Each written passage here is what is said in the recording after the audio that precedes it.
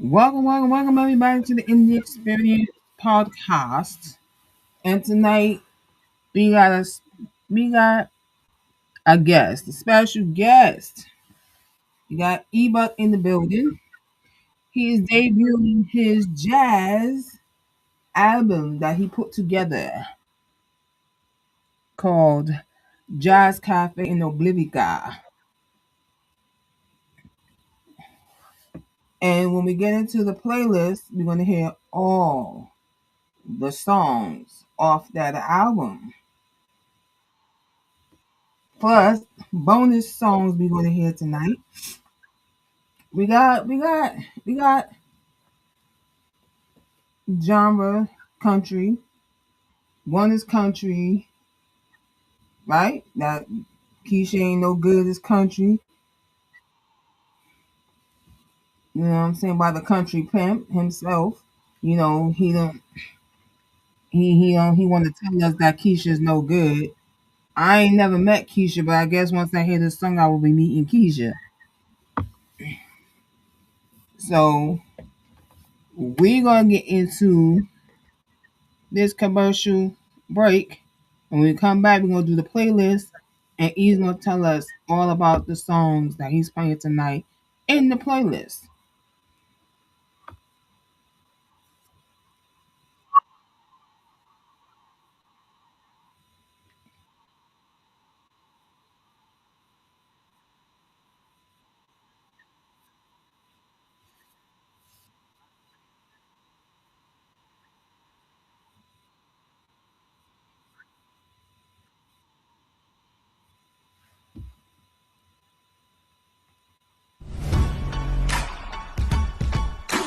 Please join Hugh Lee, the sports guru, as me and E.Buck do our annual NFL preview show. We will discuss division winners, playoff contenders, potential MVP candidates, and more. Again, that is this Wednesday, 9 p.m. Eastern Standard Time for the Guru's Sports Session, part of the Nighthawk Network, our voices for our people.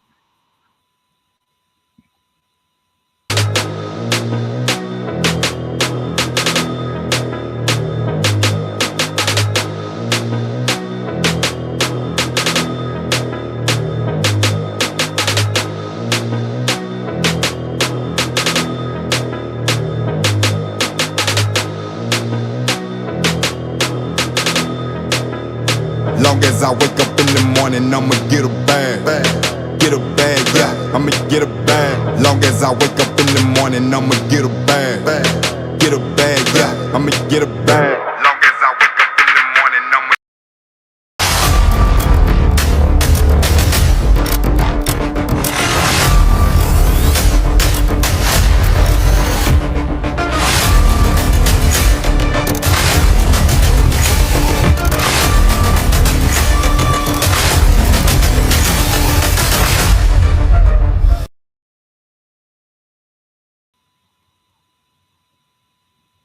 Alrighty. And we are back with E-Buck. What's going on, y'all? Now, I know normally I am the producer and sometimes co host of this show, but today I am your special guest. We are Yep. talking about my music. So I will let Rose do her thing, ask me questions, and I will answer like I'm just the guest. What's happening, Rose? Thanks for having me on the show. I appreciate you. You're so welcome.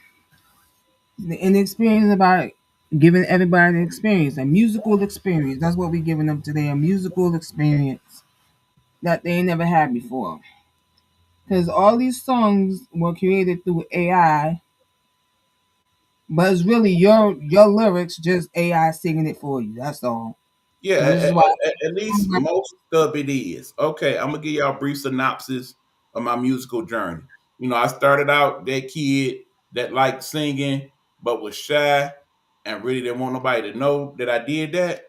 So what happened was one fateful day I was walking the halls when it was after school and I thought wasn't nobody paying attention to what I was doing. And I started singing the theme song to Three's Company.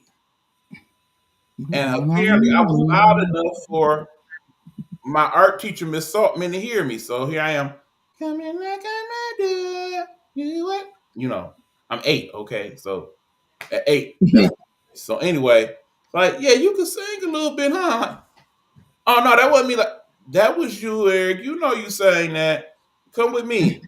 Man, I got in trouble. So that led me to finding myself in the room with the other kids that sing. We called it Glee Club. So yeah, that year I was in the Glee Club, and we did the little Christmas pageant and all that. Whatever that Charlie Brown song is, they sing at Christmas. I don't. I imagine if you played it right now, we'll remember the words automatically, but I don't remember them at the moment. But anyway, we sang that and so on and so forth. So then I let it go for a while, but keep in mind, I was a kid that liked to read a lot. And when I was reading, I liked to play the music. So my favorite thing to listen to as a kid was on Sunday. They used to play American Top 40 with Casey Kasem. Hi, this is Casey Kasem. And you play all the top songs, and so that's how I really fell in love with music. Keep in mind that's the 80s, and that's why to this day, 80s music is my favorite music to listen to, and so on and so forth. But anyway, life goes on. I go to college, and I started hanging out with all different types of people. A couple people I hung out with were people that were in the audio. In other words, they worked at the school radio station. So keep in mind, my minor at that point was telecommunication and film. But it's like, yeah, you should start hanging out at the radio station, blah, blah, blah, blah. Maybe they'll let you get on the air. And then sure enough, about a few months later, I ended up having a radio show on Wednesdays where I played different songs, different genres, much like I do now on my radio station, which we'll talk about later. Anyway, that led me to starting to learn how to actually DJ with like the turntables and all that. So I actually can do that, y'all, in real life. And I started doing that at like some of our little parties and stuff we used to have at my apartment.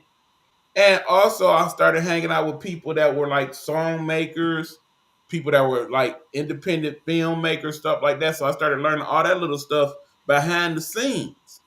So I started to learn how, okay, you can do this and mix, so I know how to like music produce like bits and pieces. Like if you put a gun in my head, be like, all right, figure this out, or you in trouble, I probably wouldn't die. Your song may not sound like much, but I could do. That being said, all throughout that time, I used to write poems, little bits of songs, little pieces of this, little pieces of that. But at that time, we're talking what, 90s, early 90s, late 90s. There was not the medium that we suddenly find ourselves with now called AI. So, of course, what really started my AI journey was this lady right here, wrote the start. And she was like, yeah, I've been making these songs, blah, blah, blah, blah, blah. It's like, yeah, I kind of seen that. So she started sending me stuff. Then I started sending her stuff. Then I was like, you know what? Some of this stuff sound pretty good. I could actually see me putting some of this stuff out. So we started having those discussions. And it was like, you know what? I'm going to start to make a compilation of stuff and make albums. So that started Project E.Buck. Project E.Buck is basically me saying, okay, I like all different types of music.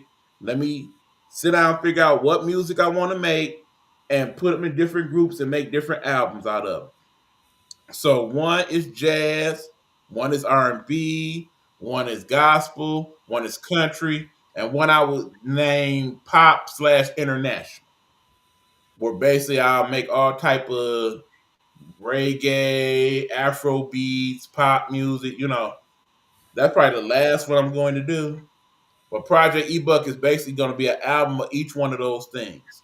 And of course, the first album that I finished was the one for the jazz, which I called Jazz Cafe In Oblivika.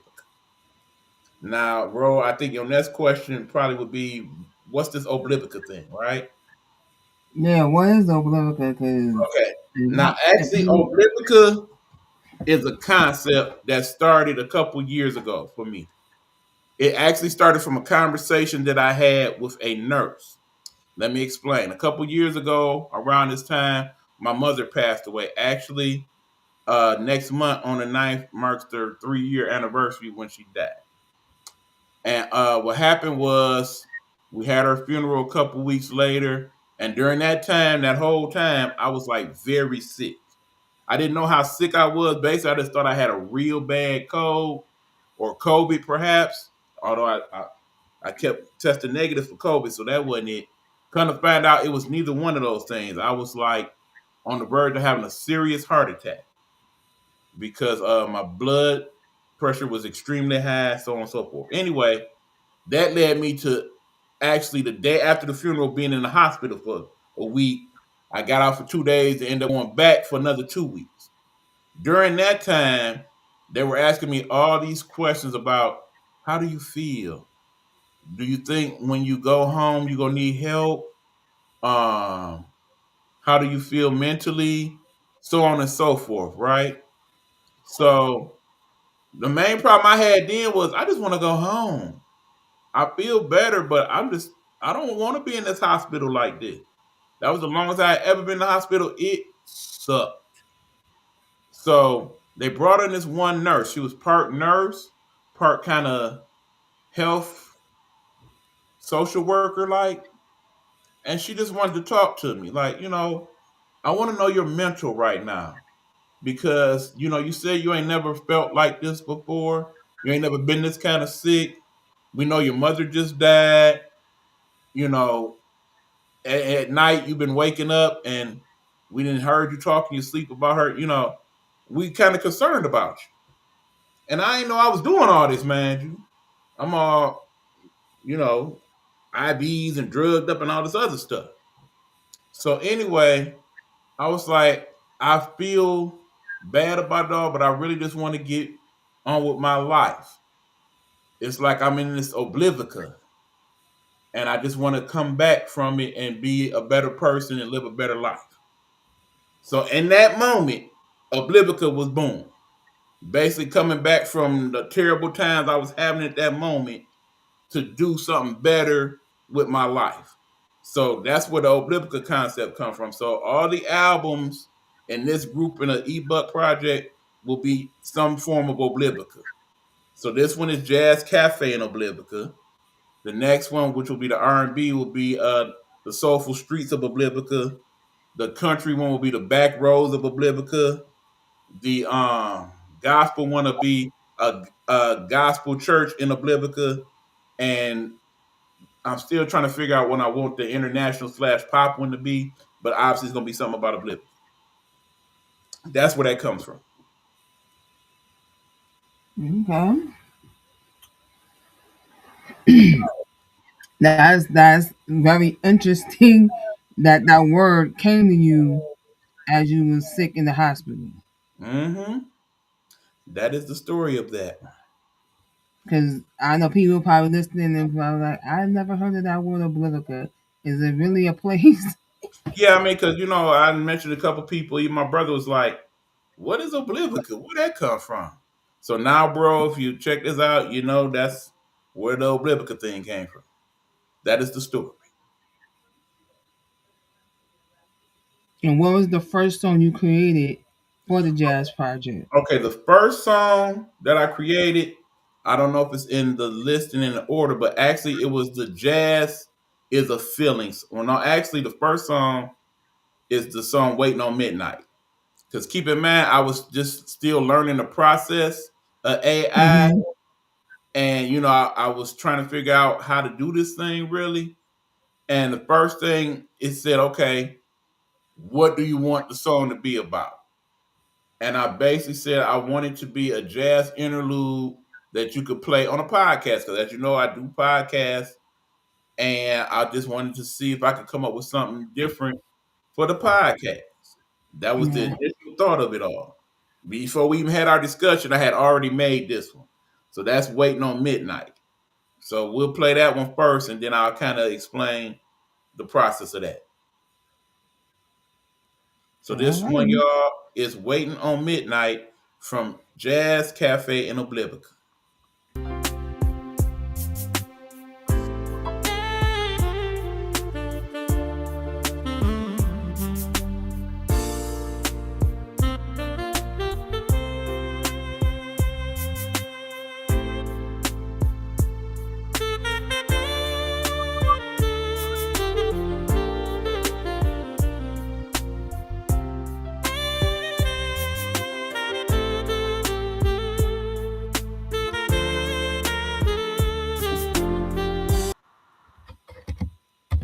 right, y'all. That's it. That's all.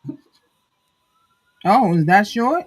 It's that short. It is actually an interlude. Cause like I said, what it was when I first made the songs, you basically got a 30-second snippet. Cause I forget what program. I think I actually used Galaxy AI to make the first couple of things, and they only would make 30 seconds. If you wanted anything longer than that, then you had to, and that's before we Yeah, figured all that out. So I yeah, like I that did. one because, granted, it was not what I had in mind at all. I wanted something more upbeat, and you'll get that later on in the album. What I really wanted, but that I like because it reminded me of the old school soap operas from back in the day, and the theme songs that used to come on at the beginning for like a general Hmm. hospital or something along them lines. That's the Yeah, type of little theme that it was. So I figured I would keep it because that was my first creation and it's my first album. So it all made sense. Okay, we're getting some comments. All right. What we got?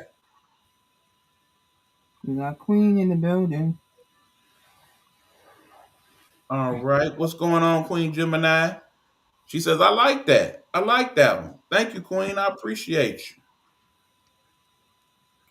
So anyway, that's how I got started. But then, when I talked to you and you was talking about some suggestions of what I should try in terms of programs, because I know a lot of the ones you do are from the Sono program, correct? Yeah, I've been using lately the Sono more than I've been using my other app, even though I Okay. still have my other app. So, one of the songs is from Sono in this album, but the vast majority of the songs from this one and on the E.Buck project, period, is from a AI that is called Top Meta AI.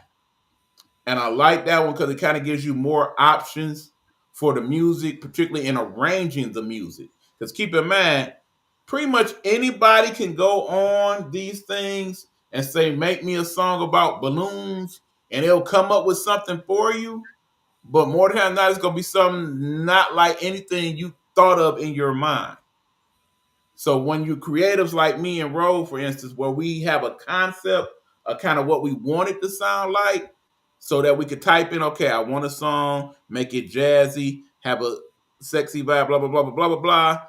We want these instruments in it, make it an upbeat. So you know what I'm saying. The more specific you can be with the AI, because it learns you and it learns what you want, then you get more closer to what you want, but sometimes it helps to work with the process of it itself.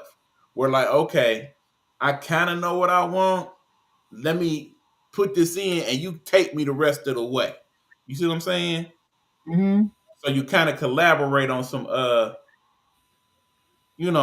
collaboration type stuff. Hmm. So that's where some of these songs come from also. Like I said, most of my songs are either instrumentals or songs where I did the words or at least inputted what I wanted in the song. So some of these will be like, okay, I want a song talk about moonlight and jazz and at night, and I'll put like certain phrases, or I'll just straight up do the songs. This is the verse I want, then I want the chorus, then I want this, then I want instrumental, then I want it to end. Our process is very different Mm-hmm. Talk when it about it. comes to. I don't see in Sono. I like it. See, I like the both apps, but the first app I was using, you have it where you put your lyrics, then they have it where you do the prompt.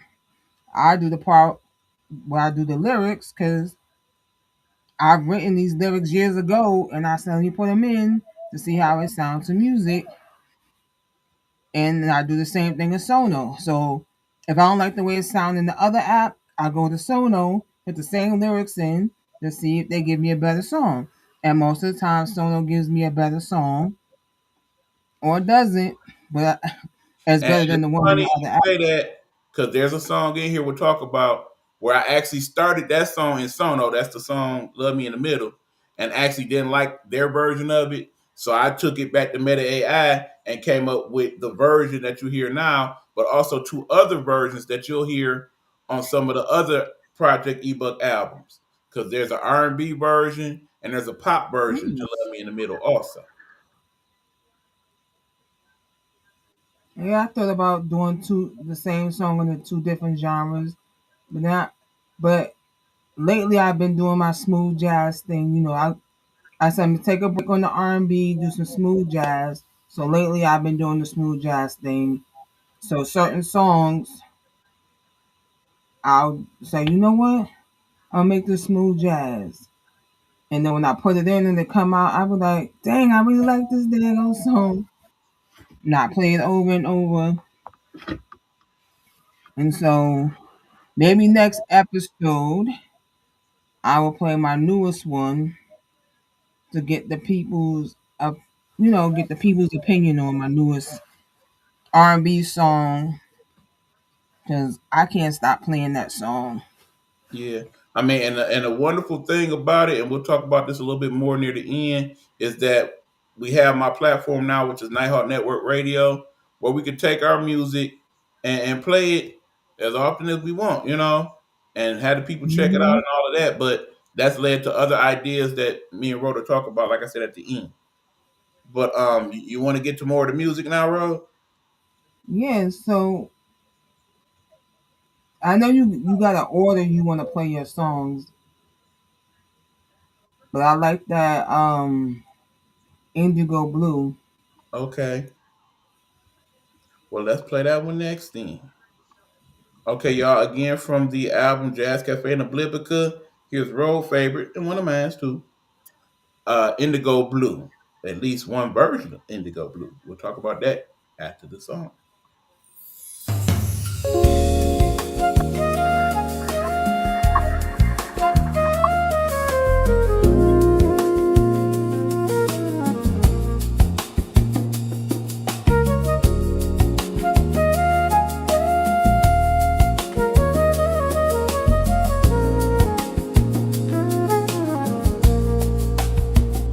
The city sleeps in velvet shades. The streetlights hum their soft parades. A hush descends on brick and stone, a feeling I've never known. The window pane, a silver square, has caught a sapphire in the air. Oh, this blue moonlight serenade, a perfect memory being made, painting shadows cool and deep for us to find, for us to keep underneath this indigo night. Everything just feels so right. Your silhouette against the glass, a fleeting moment meant to last. You trace a pattern on the frost, a world away, and we are lost. No need for words, no need to speak. The answer's what our spirits seek. Oh, this blue moonlight serenade, a perfect memory being made, painting shadows cool and deep for us to find, for us to keep underneath this indigo night. Everything just feels so right.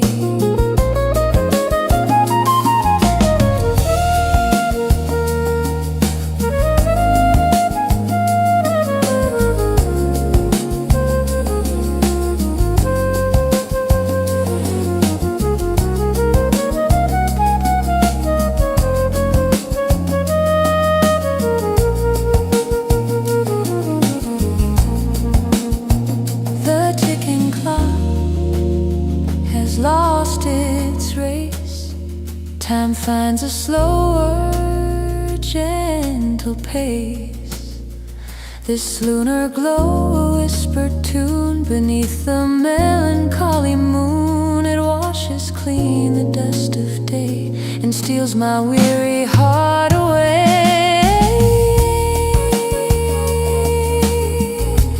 Indigo night steals my heart away.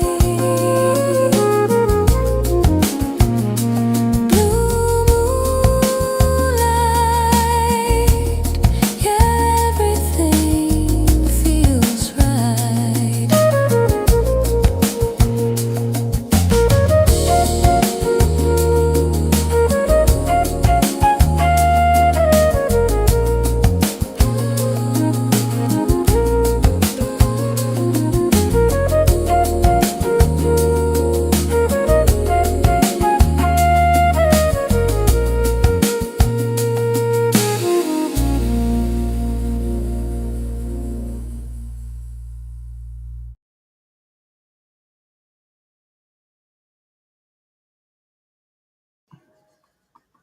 That was Indigo Blue from my new AI jazz album, Jazz Cafe In Oblivika. This is the indie experience with Road to Stardom. And this week we are interviewing me. Yep, we are. See, that's that late night relaxing. It'll put. It's not a song that'll put you to sleep, but it's so relaxing. You get in the mood. You Yeah, go to sleep. it kind of got that "I'll tuck you in" vibe to it, you know. I kind of feel like that's the song you play when you get in bed with your boo and y'all just chilling. You know, y'all ain't really got nothing planned for the night. Y'all just kind of just hanging out with each other and cuddling up and Mhm. playing some music. You know, that song is by the artist Flowanna. Now, again, there's like two versions of this song. The other version you will also find on the album. That one is more of a I kind of want to say a spicy uh Caucasian artist version of the song. I like it as well. It's just the vocal is a little different with that one, and it kind of give it a different vibe because of that. But I really like both versions of the song. That's why I put both versions. What it is usually when we make it's a lay back chill with a glass of wine. Yep, Queen, I agree. What it is when we input these things into a lot of the AI programs, the majority of them now will give you a double option. So like when you input your words or your prompts or whatever, it'll be like, okay, here's two of them for you to consider. And Yeah, usually, it does that. Yeah, Suno does that, and the other app I use yeah, does that. Meta AI And it does usually that. gives you a male version and a female version, or it gives you two male versions, two female versions to choose from. Right. And keep in mind with the apps, they usually give you the option of picking whether you want male or female or just surprise me. So yeah, again, if you guys are looking to do stuff like that, you got Sono, you got Top Meta AI, you got Melody Craft, you got Donna. It's several of them out there. So those are some of the ones I would prefer that you try because some of them they very whack. Okay, you're gonna come up with some A B C D E F. You really don't want that. It's a waste of your time. Get the ones that actually sound like real music. But yeah, basically, like I said, I wrote that one.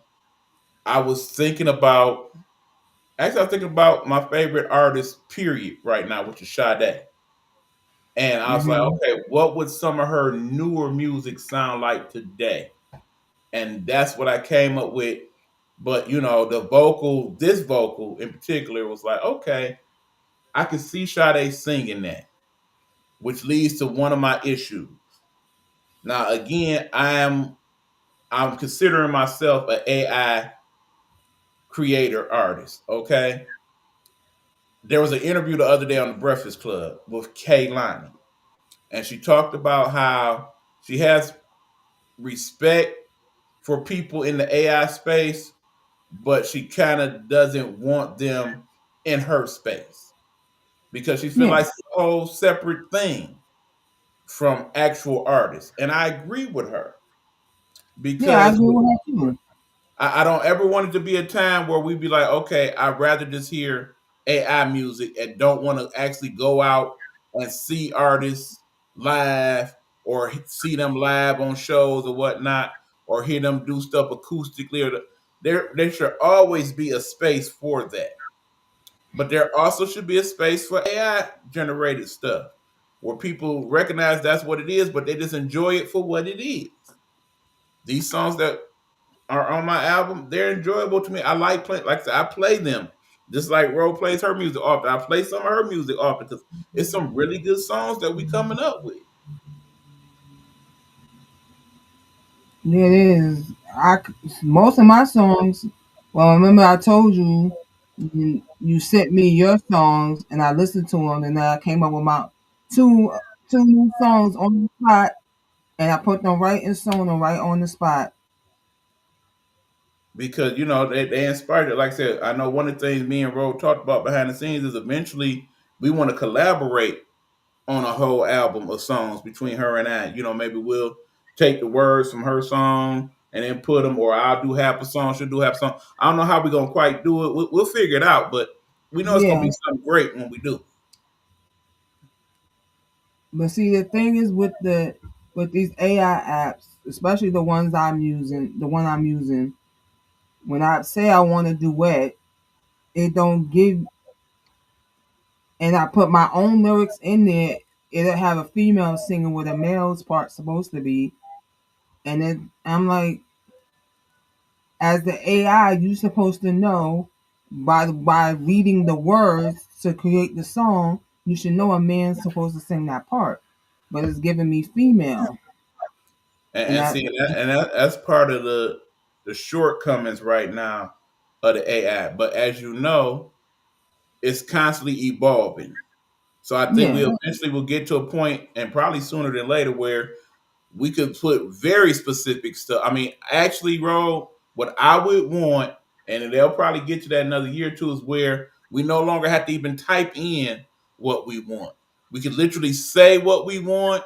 If we could sing a little bit of it, we want it to sound like do do do do do do, and then they can input all that and have it come out yeah. exactly the way Suno we has want. that. So Suno has a studio version where you can create your own, create the music yourself. But So yeah. I ain't good on the instruments, so Yeah. I mean, not that. I'm just saying this in terms of the actual words and stuff like that. But yeah, yeah, I mean, because keep in mind, if you go to Serato's studio right now, you could probably come up with enough samples and stuff to make a musical part of the song. But then if we could take that and yeah. input it in the song, yeah. In Suno you can upload your Mhm. own music. So yeah, that's something I would look to do a little bit further down the line once I get a little better versed in how to do that part of it. See Because what I again, I know old school ways to produce certain types of music. The new school is what I'm working on now. But again, I have to find the time because between doing these podcasts and working and whatnot, I don't really have the time to dedicate to it like I would want to. With this still at this point being more or less a hobby than anything else. see with the other app I use, I can put in, like say I put in the lyrics, I can put at the top of the lyrics female vocal, the next one male vocal, and it'll give me what I want like that. But in Sono, it with Sono no, because when I did that, it so when I created the the station ID through song, Mm-hmm. and I was like, oh, I wanted like a disco, and I put in what the words I had written because I used a different app to create it, and it came out good, but I couldn't download it, so I said, let me try it in Suno to see if I can get the same type of effects. And in one of the parts, because when you break it up in parts, it read what this other app written because I copied it word for word. And when you hear it, you hear them say the part they're not supposed to say with the part they're supposed to say. So it's like I can redo it and take that part out, but it may not be as good as it is. Gotcha. I mean, like I said, it's all still a process that we all kind of learning right now because as they're constantly evolving and changing these things, we're trying to figure out what's the best mode to put it in to where it works for me and I get the best output of it that I would like. I mean, another example is like one of the songs that I'm working on for the next. project, which is the Soulful Streets of Oblivika, the R&B album, is back when I was a hoe. Now, of course, So I yeah, you let me hear a little bit of that, and it did not. It did not. no, I mean, because keep in mind, y'all, I played a little bit of that on one of my shows, one of the I Am Nighthawk shows. Check that out on Sundays, by the way. Um, Originally, in my mind, it's supposed to go like this. Keep in mind, I can sing a little bit, y'all, a little bit. Back when I was a ho, ho, ho, ho, ho. Back when I was a ho, ho, ho, ho. That's what I wanted. So I basically typed that in, and as opposed to putting actually HO, because I wanted to elongate, I typed in HOOOO, so it would come out as ho, ho, ho, ho. But of course, when I put it in, AI gave me back when I was a hoe. Wee. Back when I was a hoe. Wee. Where the hell did the E come from? I did not put E in there, no way. I did not spell hoe HOE on purpose. But yet, that's what it gave me. So then I went back and just put HO, and then I got something entirely different than what I wanted again. So depending on what it recognized as opposed to what you actually want, there's still some confusion with that at times. Mm-hmm. Now, again, the song I got for Back When I Was a Hoe, I like it, but it's not the original version of what I wanted. So somewhere down the line, as it evolves as a process and as machinery and whatnot, I want to go back and actually get some of the stuff that I actually want. Because part of my process is when I do my songs, in my head, I actually know what I want them to sound like. And certain songs, Mm-hmm. I even got to where I actually want this instrument and this part of it and that part of it. But when you input it in the AI, it only gives you so much of what you actually want.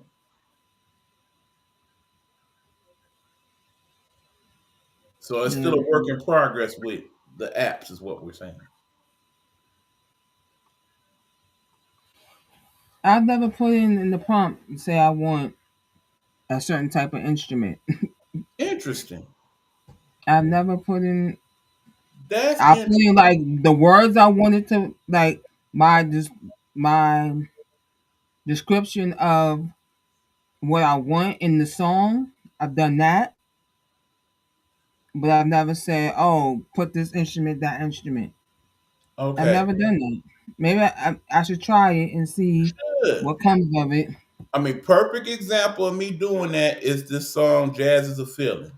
Because literally it wasn't so much about the words, so it actually has words, but this one is not my words, it's the words that they gave me, but I did go and change some of them. But it really, for me, this song was about the instrumentation. I wanted Hmm. certain instruments in that, and it gave me what I wanted exactly in terms of the instruments. So we're gonna play that and then we'll talk about it. This is Jazz Is a Hmm. Feeling from the album Jazz Cafe In Oblivika.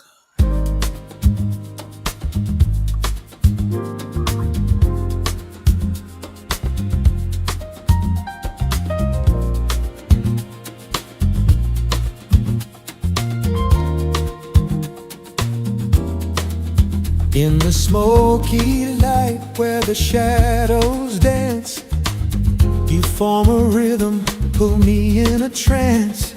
Saxophone whisper secrets to the night. Every note a heartbeat, everything feels right. Come on, let the music guide our way. Feel the groove, we'll let it play. Underneath the stars we lose control. In this up-tempo jazz we find our soul.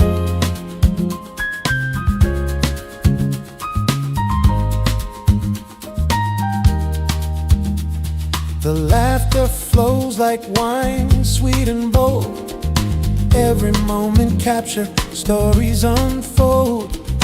Colors swirl around us, electric and bright. Lost in the melody, everything's a delight. Come on, let the music guide our way. Feel the groove, we'll let it play. Underneath the stars, we lose control. In this soft gentle jazz, we find our soul. In the corners, the whispers blend. A symphony rises, it will never end. With every swing, our hearts collide. Together in rhythm, there's nothing to hide.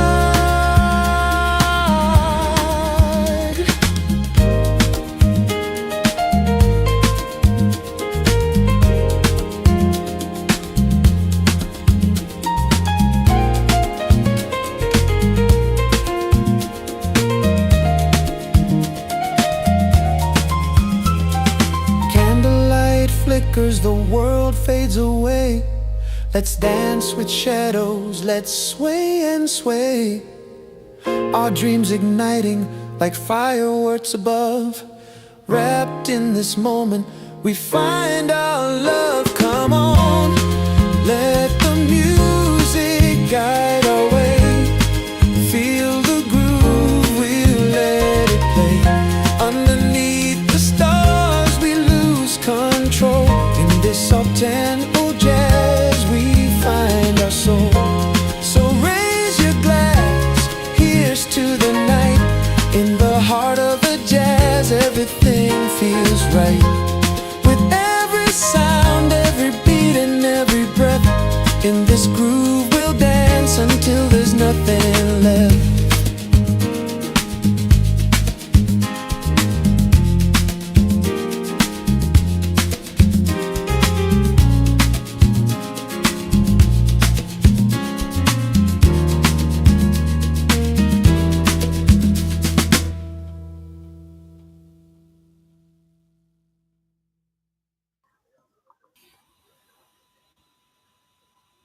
All right, jazz is a feeling.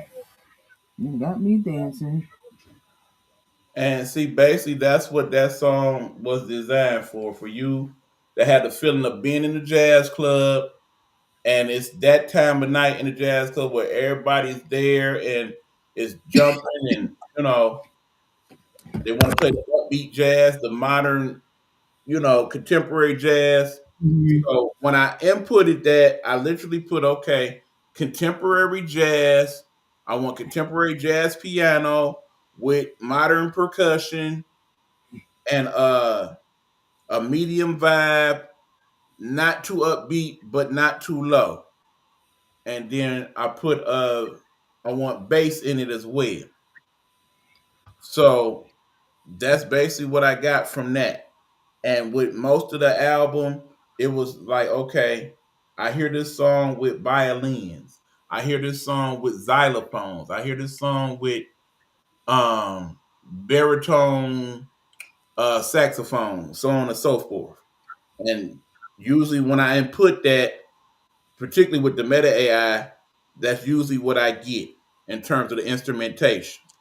Mhm. Now, when I go back and do the second jazz album, whenever that's going to be, some of these are going to be the instrumental versions of this that I rearrange because I really like the instrumental on that one, but I kind of do want to rearrange the instrumental and do a little something else with it later on down the line. Mhm. And because of how Meta AI is set up, you can basically change the lyrics, or you could change the instrumentation, you could change the vocals, you could do an AI cover of the song. Something else that I would like to do later on down the line with basically voices that sound like certain people.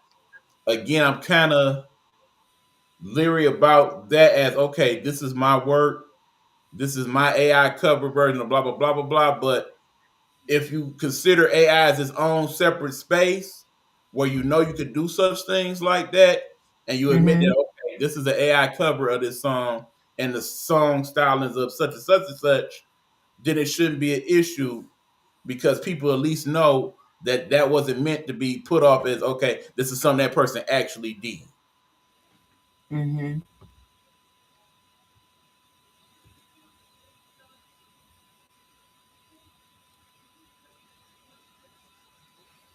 So in Indigo Blue, the artist name you said was Flowanna. Yeah. What made you come up with that name, Flowanna? Flowanna was the name I came up with because I wanted something unique and different. There's three of my artists that's in my collective of songs.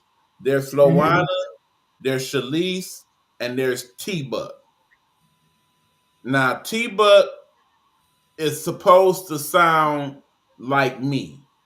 So T-Buck actually stands for technically Buck, which is technically is me, but it's not. What it was I put in, Mm-hmm. okay, they had that part where it'd be like, okay, what do you want the song to sound like? And they had, what's the name of that? Hold on. I literally need to look that up for a second. Oh, okay. It's called the Origin vocals. So yeah, you can Mm-hmm. actually go in and put, okay, what is the origin vocal of this song? So I basically sang a little bit of a song and it came up with something that was not quite my voice because it actually sounded better than me. So technically it's supposed to be me, so that's why that artist became T-Buck. Okay. Shalise and Flowanna, basically in my mind, were like the modern day versions of Sade and Brandy mixed with Monica. So Flowanna, I kind of see as a Sade, younger Sade hybrid, Mm-hmm. and Shalise is kind of the Brandy Monica mix. That's the feel I get from those two individuals. And I just basically like, okay, what sounds good as a name? So that's where flow, because it flows a certain way. So that's why I got Flowanna. And Shalise was basically me thinking about Brandy and Monica, but also thinking about the artist Shanice. So that's where the Shalise came from. And Mm-hmm. Shalise is spelled Shalese. And you'll probably hear more of her on that R&B album. You'll definitely hear more T-Buck on the R&B album for sure. Well, the names I can't see me. I'm my I really like how you came up with your name. names. My names are my siblings. Got my brothers. I got my sister. Her middle name. I didn't use her first name. I used one with her middle name. I got my nieces and my nephews. They all got their own song.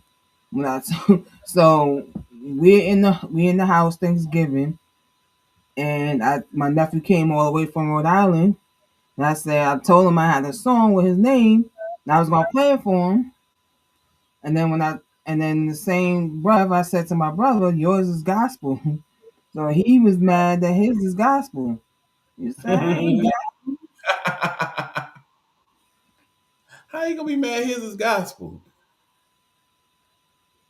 right. So because my niece is R&B, my nephews are R&B, he's gospel. My brother, even though he has the same name as my uncle who passed before I was born, they have the same name, so it could be technically for him and my uncle both. And theirs is the smooth jazz song. He the only one that has the gospel with my family names on them. It just worked out that way. I get it. I get it. Okay. Speaking of Flowanna, she is the artist featured in the next song, "Love Me in the Middle." Now, I don't know what it is about this song. Basically, the quick setup is I came up with it in the middle of the night. I was watching. I was watching one of those old school movies. Actually, I know exactly what movie it was. I was watching the Love Jones, that movie. And there's a Hmm. scene in that movie, and I believe it's the first time they really make love. in the apartment, and it's kind of like a black and white type of scene almost. Mhm. And they get it in, and then if I remember right, the next scene switches to her in the cab with her girl, and she basically was saying it just called to me his whatever, and she's like, "What did it Mhm. say, girl?" It was like Nina, and in that moment I was thinking it's like he knew what to do with her middle. He loved the middle, loved me in the middle. And then the concept went on from there. So next thing I know, I'm up wide awake, sitting here at the computer, making Love Me in the Middle. And we came up with this here. So this is Love Me in the Middle, Jazz Cafe in Oblivika.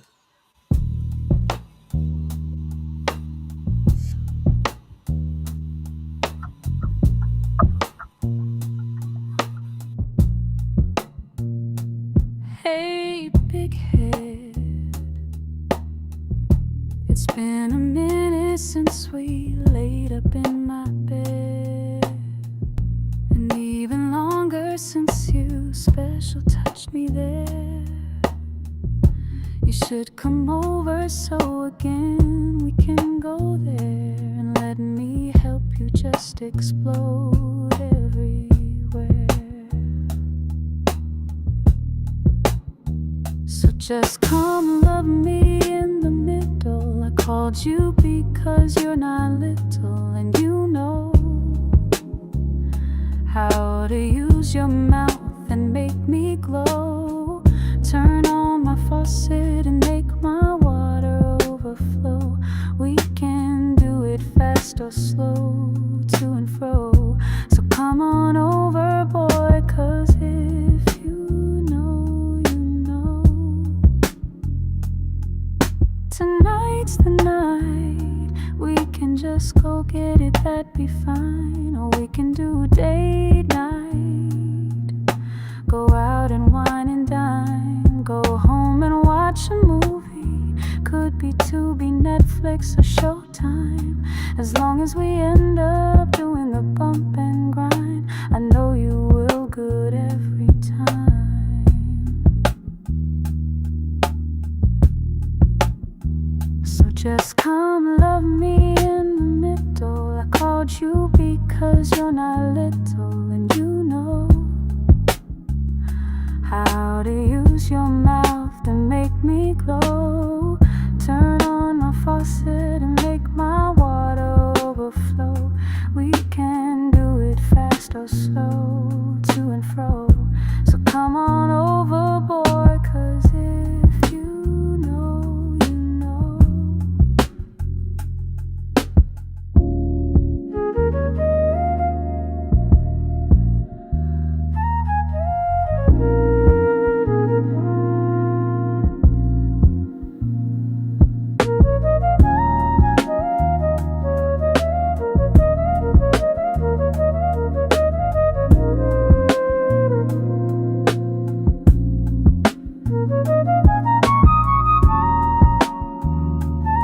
Now hurry up before I don't know more.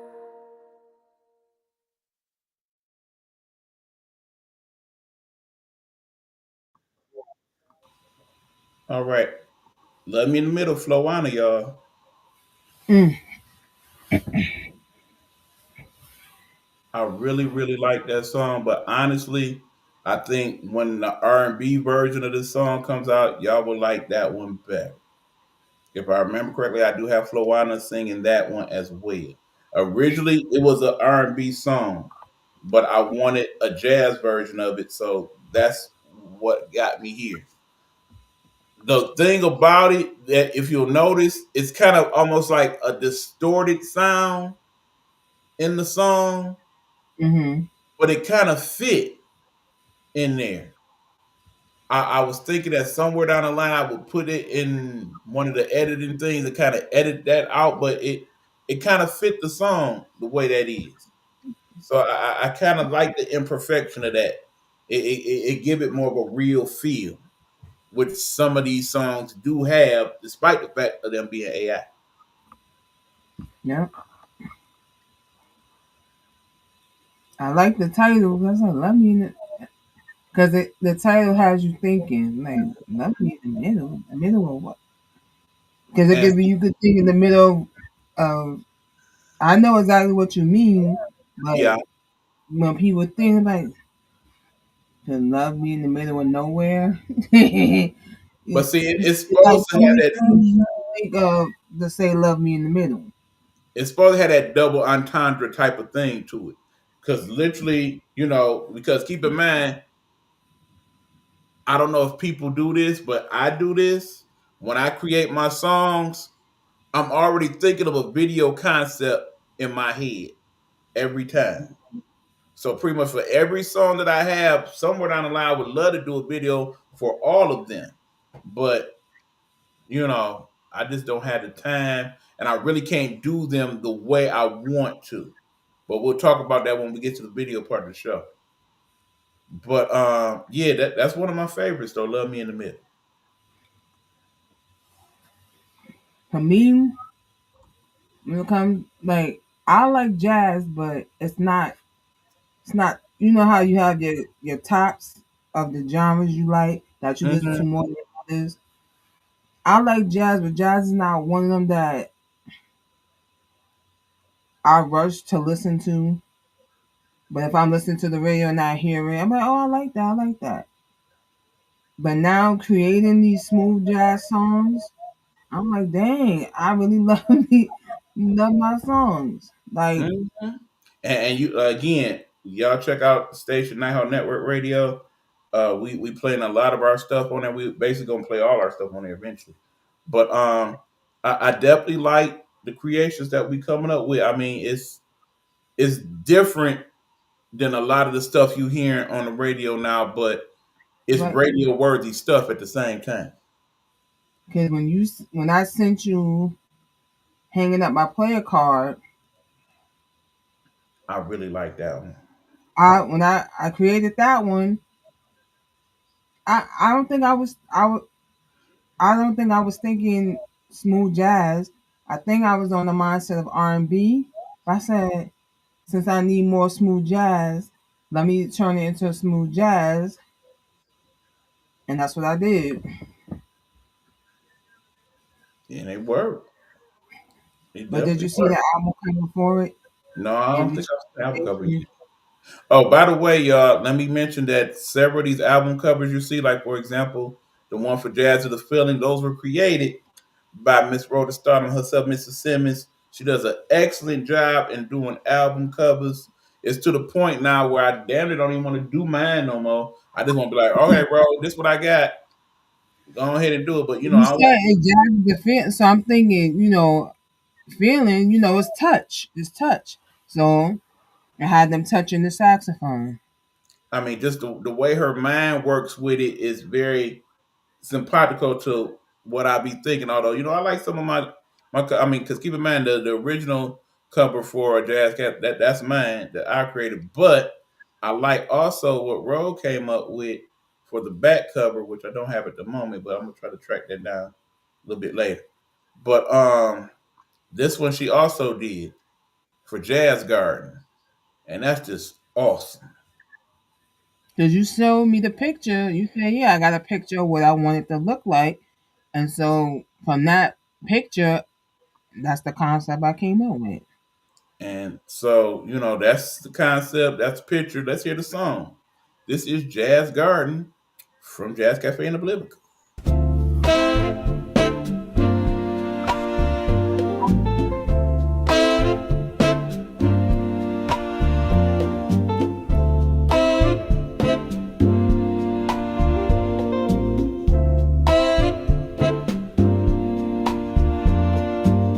The clock strikes 12, the city's hushed. A saxophone cries in the night. Under the moon, my heart is flushed, caught in the glow of your light. The stars they wink, they seem to know a secret only love can show. Oh, midnight serenade is so sweet, a melody where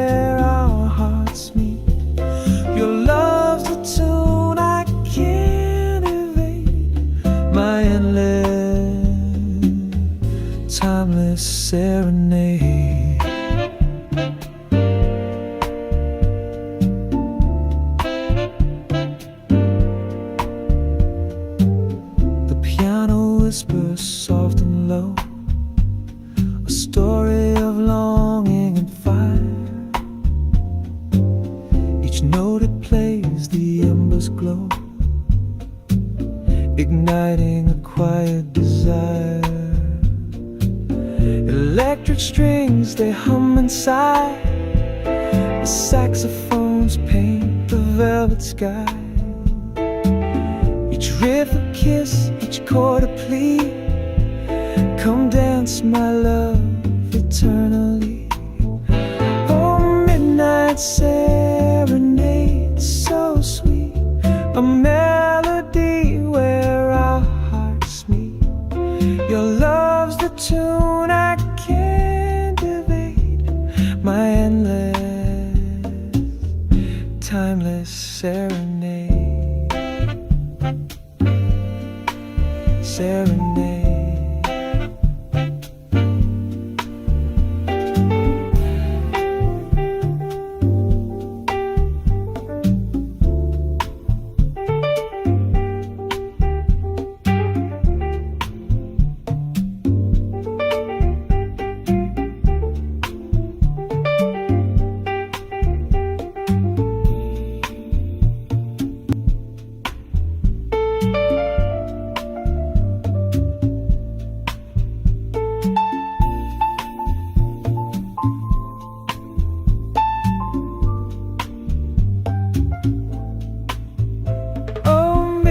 Serenade, so sweet.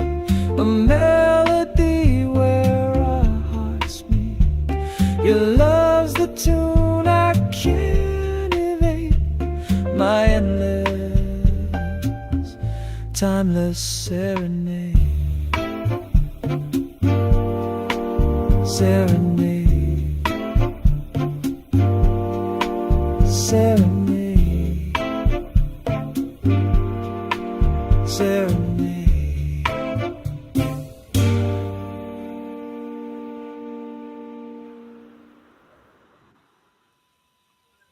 All right, y'all. That was Jazz Garden.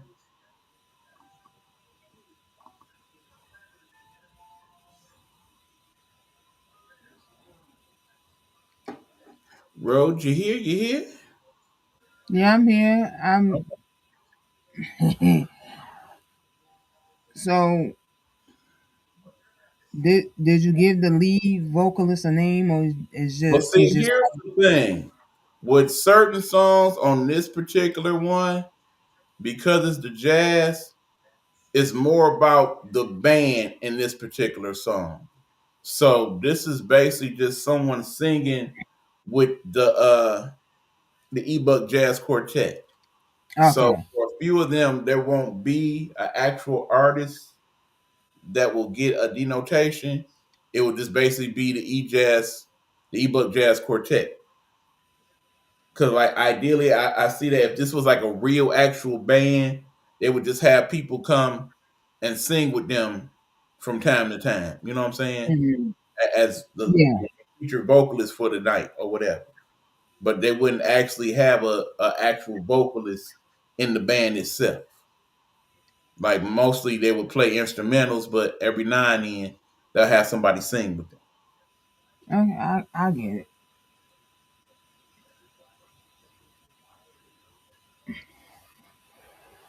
Yeah, I feel the same way. Cause the instrumentals I got, it don't have no vocal to it, but I gave the jazz, gave them a name. Then I'm like, the two we played on the show, which I thought were instrumental, were actually vocals. I was like, Mm, oh, I was like, these are jazz vocals, not instrumentals. And I thought they were instrumentals, and I named them after the band, thinking they were instrumentals. And then when I listened, I said, oh, these are vocals. I got to give them actual names and not name them after the band. yeah, so see, that's just I guess it's just me using my creative license on that one because I kind of wanted the band to get more credit for that part of the album than the vocalist with some of them. Then of course we got songs like this one, which is September Blue, that does have a vocalist. I believe this is Shalise that's singing the vocals on this one. And this is the last one we're gonna play from the album. But then after that, we got a couple bonus tracks from y'all from some of the future songs and things from Project E.Buck. But anyway, this one again from Jazz Cafe In Oblivika is September Blue.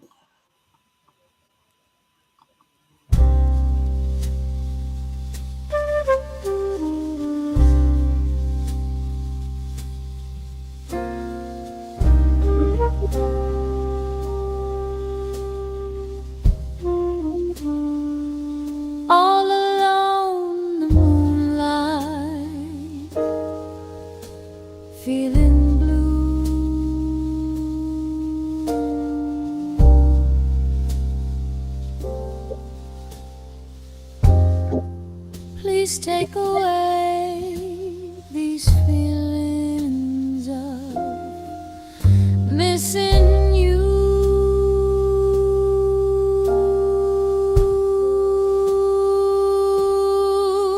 Now you're gone, and all I feel is this September.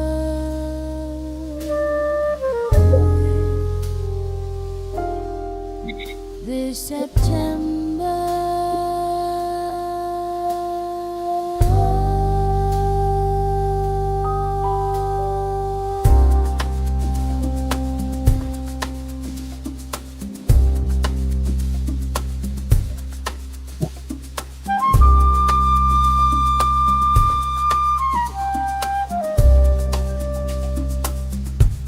I'm sleeping alone, and I hate how I feel so cold. Who can I find now that can fit the mold?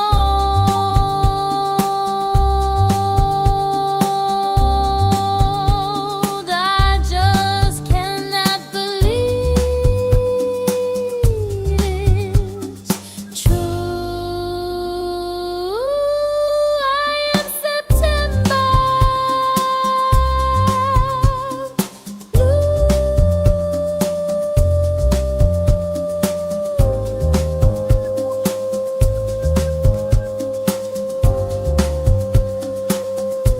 September blue.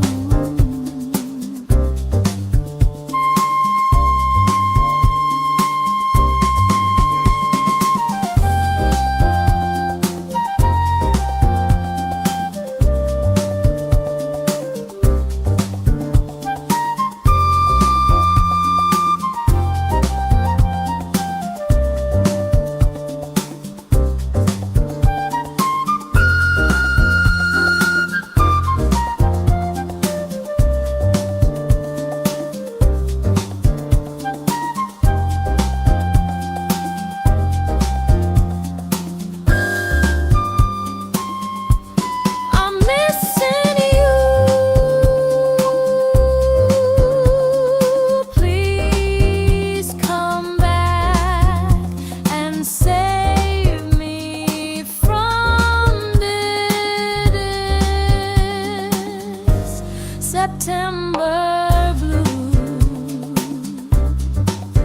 This September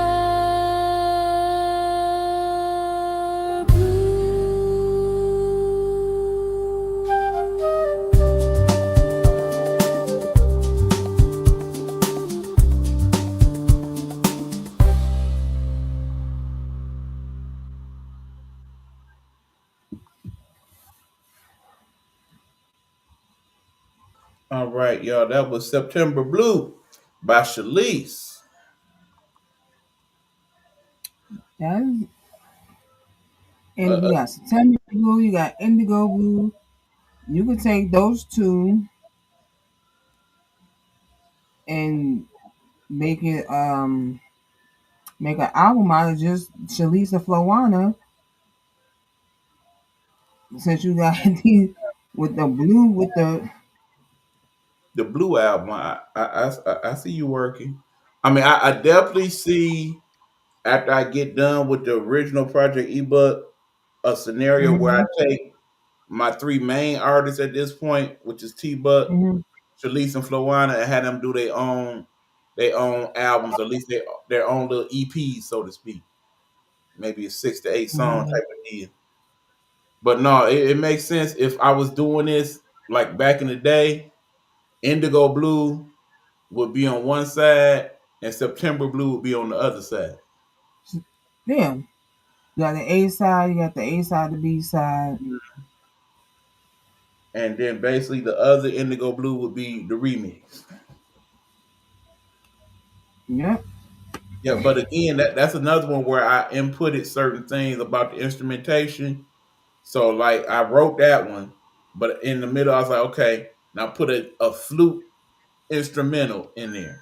So that when you hear the flute part there in the middle, that's that input. And then I want a short flute ending. That's that at the end. But I definitely wanted some flute to be featured in that particular song. And like I said, there's other songs on the album. Like I said, the whole thing will be released relatively soon. And I'm actually creating a whole nother Facebook page for just my music. So once I get that together, I'll put that out there. And then Road is working with me on getting like a website or something together for my other Mm-hmm. stuff. We gonna figure that out sooner than later, and we will do that also. Queen has been tuning in most of the show. We appreciate you, Queen. She said that would be perfect. Said Queen. I think she was talking about in regards to the albums and all that. I appreciate that, and I also appreciate you for listening. You know, I just sent her like I sent you a lot of these stuff ahead of time. Like, what do you think of this one? What do you think of that one? Now it's crazy because some of the ones that I don't send you, I probably should send them anyway just to see what you think. But when I said a couple of these was straight up duds, it was like, what is this? Yeah, I be feeling that way too. Like when I created the first song I created in the AI app that I have Mm-hmm. was 1,000 miles.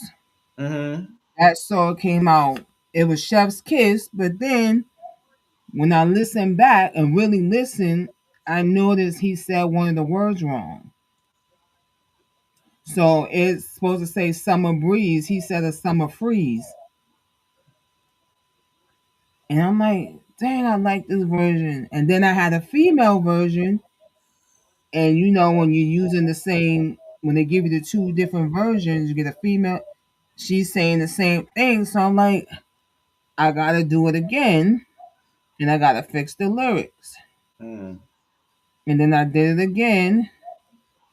And that's where I got the final one because it finally said the right word. If I could go back in and just fix that part, and then the AI could say that part, and it'd be the original one I happened to jump, that'd be good. Yeah. I mean, that's the thing. I mean, I know some of y'all like, well, it's just the word.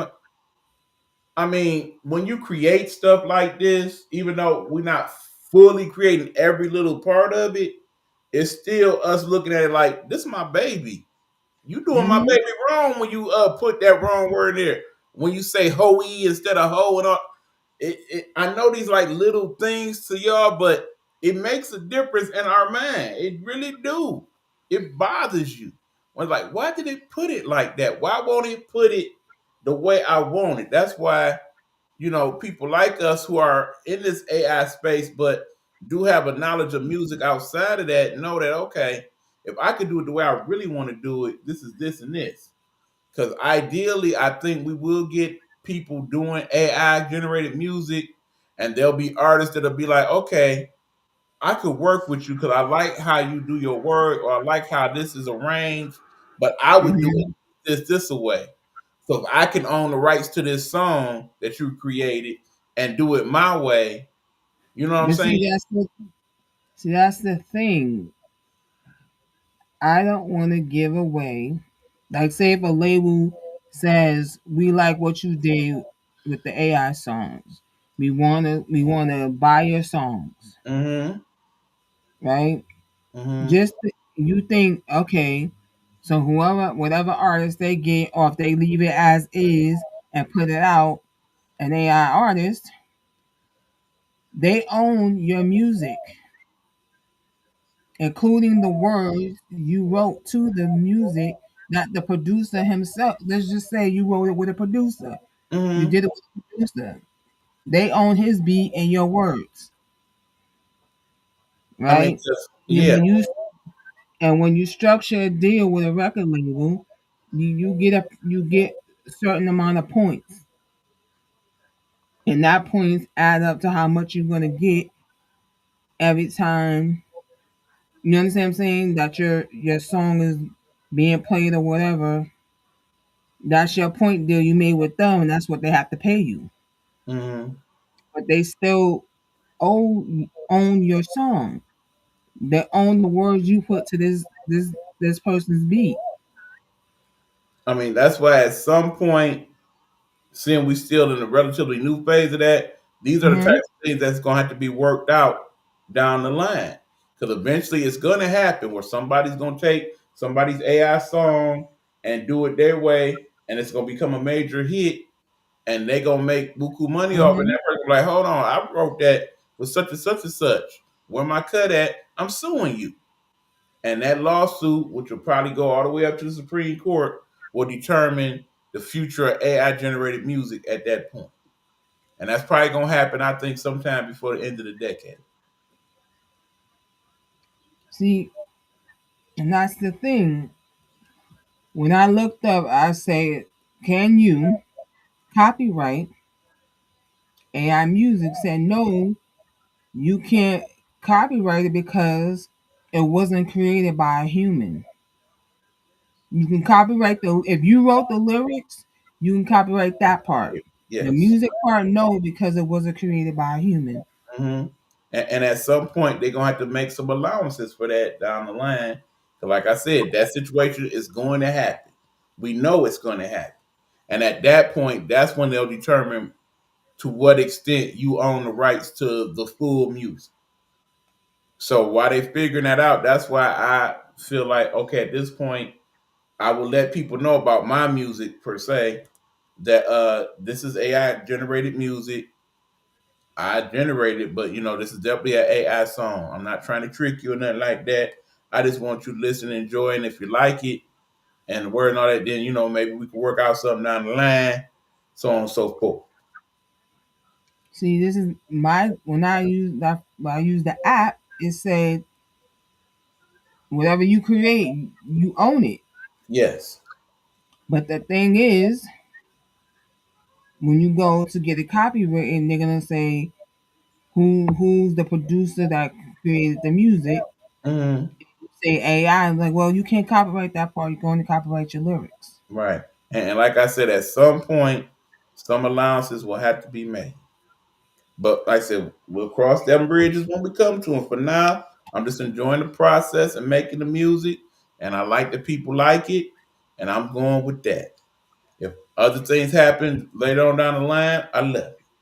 If it's just basic Well, hobby A that people enjoy, then my idea to bypass all of that is if you can find a producer who can recreate the same beat that your lyrics are attached to, and then find someone who has a good singing voice, or because you can still use the AI voice because when you think of singers, the one who get the credit for the song is the songwriter and the producer.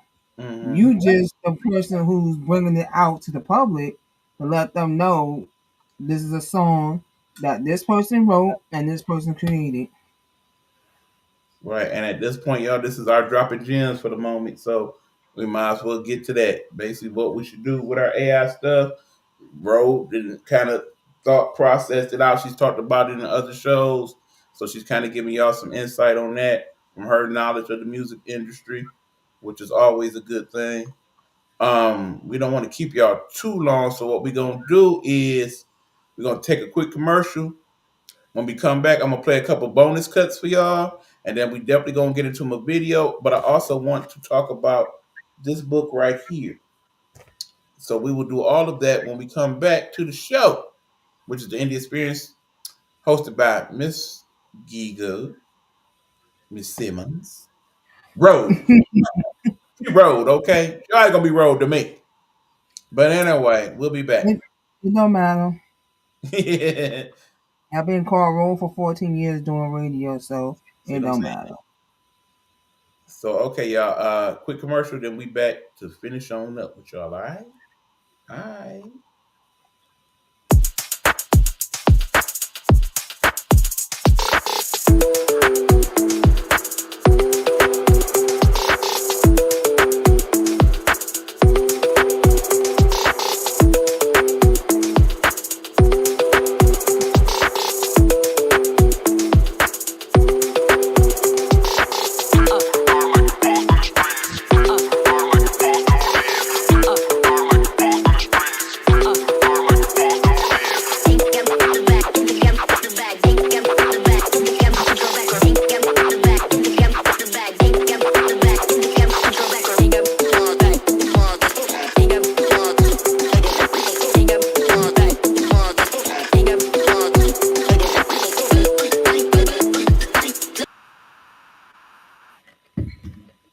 right, y'all. We back. It's on you, bro.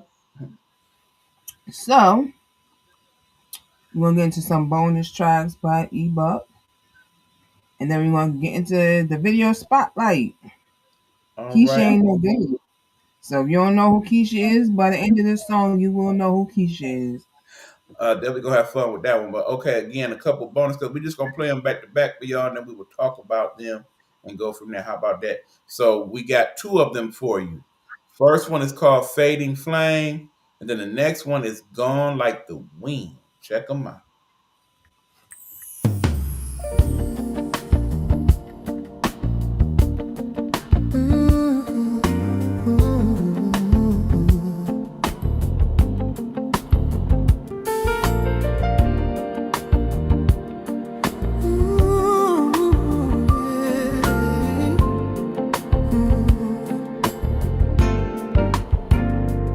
Shadow lingers on my walls at night, a faint echo of what felt so right.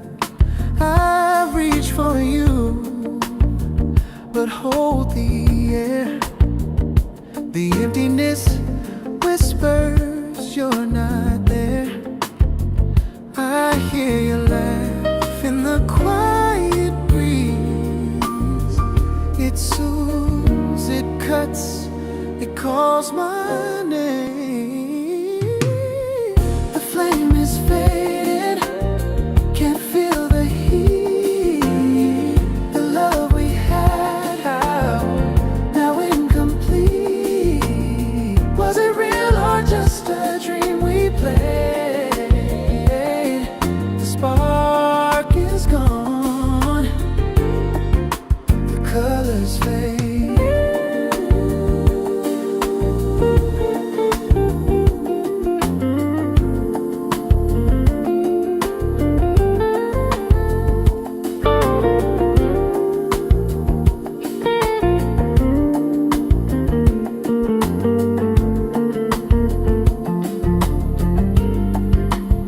Your perfume lingers, a ghost in my bed. A melody plays, but the tune feels dead. I talk to the moon, she says you're gone, but my heart still beats like it's holding on. I see your face in every street. Your memory's a loop on repeat. The flame is fading, can't feel the heat. The love we had, now incomplete. Was it real or just a dream we played? The spark is gone, the colors fade.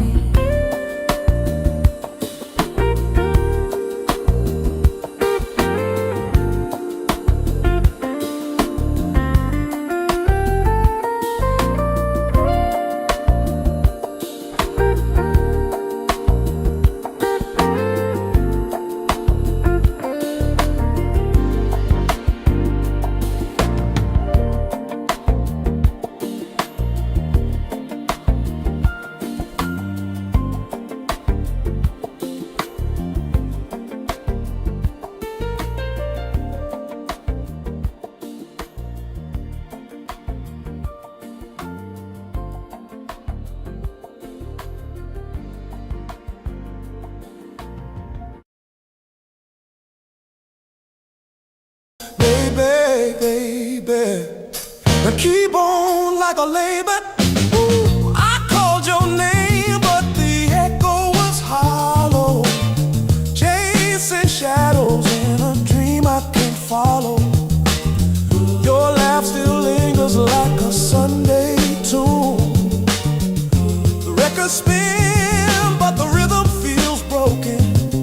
A melody lost, words unspoken. You're gone too soon, too soon, my friend. Like a firework fading before the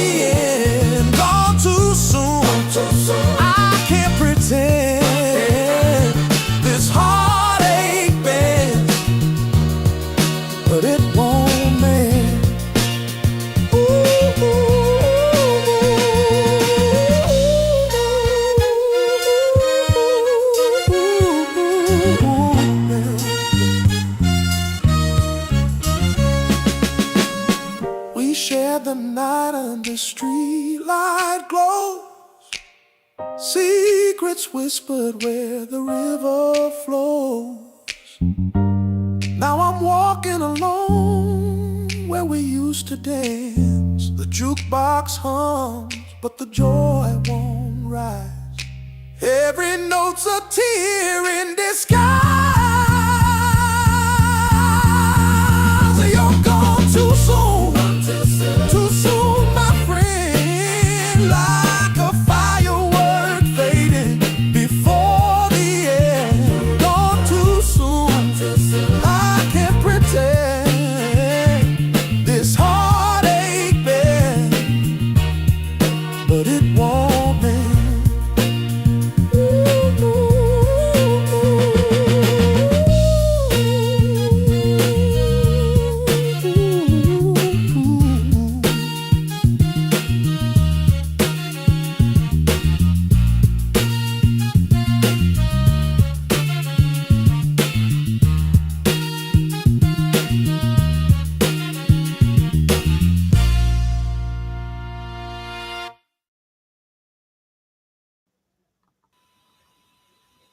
All right, y'all. Them was the bonus tracks. Fading Flame from the next album coming up, which will be the Soulful Streets of Oblivika, the R&B album, and Gone Like the Wind by Money Marcus Banks. Why did I name him Money Marcus? I know that's what you're thinking. Basically, I keep in mind, I simply inputted, okay, I want a song about a man that lost his love because she just left him and she was gone way too soon. It has to have a very, very, very Motown feel to it. That's exactly what I inputted, and that's what I got. And I call him Money Marcus because I feel like, okay, here's a group that don't have a lead singer because he left and they needed somebody. And I was like, I know who will fit in. We about to go get Money Marcus. And then Money Marcus was like, okay, what's the song? And they just gave him the sheet work, and he was like, okay, start it up. And he just hit it. First take, boom. That's why they call him Money Marcus. Every time they put him on the mic, it's money. It's an automatic hit because his voice is like that on the Motown tip. Yeah, So, 80s, that's my see, old school is my top. When it comes to R&B, old school is top. Then we got, regular R&B, but mhm. like I created that new song, it's the 60s R&B, and that's my, I was thinking like when I really listened to it, I said this could be, if there was a Five Heartbeats too, this could be part of Five Heartbeats too. hmm And that's exactly kind of the video concept I thought, because obviously I forget exactly when I started this song, but I finished it when I was going down the YouTube rabbit hole one night and got to watching scenes from the movie The Temptations. Mm-hmm. And it was like the first time when they had David Ruffin sing with them at the Christmas party or at the New Year's party. And you just got a whole different feel for the Temptations when he was the lead singer. So that's where the whole Money Markets and all that concept come into play with it. So, if I was to do a video, it'll be along them lines of, okay, here the group, man, our lead singer, he gone, blah, blah, what we gonna do? Then this dude, Money Marcus, walks in like, what's the name of the song? Then they had him the sheet music, and the sheet music will say, gone too soon. And he'll be like, you don't need to warm up or nothing? No, man, let's just get to it. And boom, that's how the video start with him singing the song and them doing the little dances in the background and the little producers in the back, like, yeah, yeah, yeah. And then they'll switch to them being on stage and he'll be doing the song with all the ladies, just Mm-hmm. like from the movie where he snatched the mic and up. I got that whole concept in my head while I was doing the song. Now, that leads us to what we're gonna do next: the book or the video. Let's end with the book, and we're gonna go into the video. All right. Keep in mind, this is a slightly unusual version of the show. Usually, Road is doing her thing, and I'm doing mine behind the scenes. We kind of both kind of doing this thing because it's me. But this is video spotlight, and this video tells y'all about the world of Keisha. Now, keep in mind, Keisha will definitely be featured in the videos on the project known as the Back Streets of Oblivika, which will be my country album. So you will see this character Keisha, and I imagine I will have a couple songs where Keisha actually sings on the album. So keep in mind the look of Keisha, but her sound will be very country when we hear her. However, that works out. I still don't have no actual songs for Keisha yet, but we'll get to it. Nonetheless, this is the video for my song Keisha Ain't No Good by the artist, which actually wrote the name Country Pimp. So I'm gonna kind of stick with that. Here's Country Pimp, but Keisha ain't no good. Mm. I saw you leave this morning. You left with no goodbye. You said you didn't love him. I knew that you lied. Can't believe you did me dirty. Woman that wasn't cool. Gave you all my loving. Now I'm looking like a fool. Keisha ain't no good. She just ain't no good. Now I got the blues. Should've left her in the hood. Mama told me that Keisha would do me wrong. I'm out here looking stupid. Why you do this? Because Keisha's gone. Keisha ain't no good. She just ain't no good. Now I got the blues. Should've left her in the hood. My mama told me that Keisha would do me wrong. I'm out here looking stupid. Why you do this? Blue, because Keisha's gone.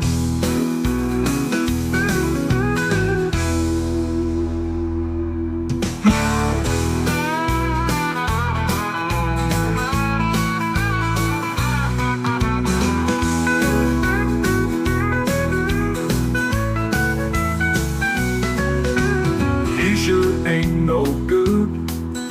She just ain't no good.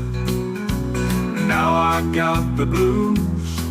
Should've left her in the hood. My mama told me that Keisha would do me wrong. I'm out here looking stupid. Why you do this? Because Keisha's gone. Keisha ain't no good. She just ain't no good.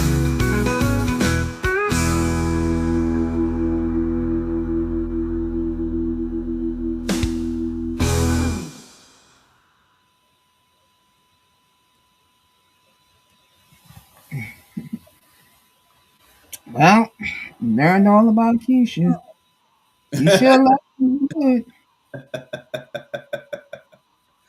So yeah, that's Keisha ain't no good from Country Pimp from the back rows of Oblivika, which will be my country album, which is basically kind of a country slash urban ghetto country album. So there'll actually be some songs in there like legit country songs, but then there'll be the urban country like Keisha Ain't No Good. We got a song called Slangin' Wee Wee. We got another song called Plastic Paul. So yeah, we got some things. So that one I'm really gonna try to have fun with that particular album. So we'll probably get that one a little bit later on the line. I do believe the R&B album will be next, and then my gospel album, a church, a church in Oblivion. That'll probably be the third release, and then we'll do the country. Mhm. But yeah, like I said, I'm enjoying the AI music, and we're taking a little break from the shows after next week. So hopefully I'll get some more time to kind of really get it in like I want to, and I have quite a few songs on tap. But in the future, we want to have more of those songs on our station, which is Nighthawk Network Radio, which Road is now the associate program director for. And you definitely want to listen every Wednesday because Wednesday is the Road to Stardom Takeover, where she plays all her content on the station all day, which includes some of her songs, some of her music, some of her past interviews, some of her past shows from when she was on Blog Talk Radio, which she very much misses. And I miss that she misses it. I really wish we could find a platform like Blog Talk for you to be back on, Road. Yeah, because the only reason why I miss it because the people the interact with the people, the Yeah, interaction with the people, so you could get. So if you play a song like who like I could say, oh, this is Keisha ain't no good by Country Pimp, and then somebody could be on the line and listening by phone and say, I like that song. Where can I find the song Keisha ain't no good by Country Pimp? And I can say, well, the artist doesn't have music out, but this is one of their singles they're dropping from their album. absolutely. So yeah, like I said, it was unfortunately some things that have changed are not necessarily for the better, and some things that have changed are. So that's kind of where we are as a country right now, let alone as people. So Hmm. that's where we at. But yeah, hopefully we'll get more stuff like that to y'all. Now we want to have our book discussion So by we're our gonna have an author spotlight. all right, and the author I want to spotlight, and I must make sure that I tag her in this later, is a young lady by the name of Jessica Care Moore. Now, for some of you, that name sounds very familiar. That's because Jessica Care Moore, play, write slash poet slash writer, has been doing this for many years. And one of the places that you may have seen her is on the Apollo. Have Road talk about that. What was your experience with that, seeing Jessica Care Moore on the Apollo? So on Saturdays on NBC, the Apollo would come on, and they would do amateur night. And mostly amateur night, you usually get somebody singing, somebody trying to do comedy. You don't really get somebody coming on there to do spoken word poetry or poetry, period. She came on there, did a poetry piece, killed it with the poetry piece, and won amateur night. Next week she came back because they keep the people that win doing the same thing over and over every week, and she kept Mhm. winning every week with that same poetry piece.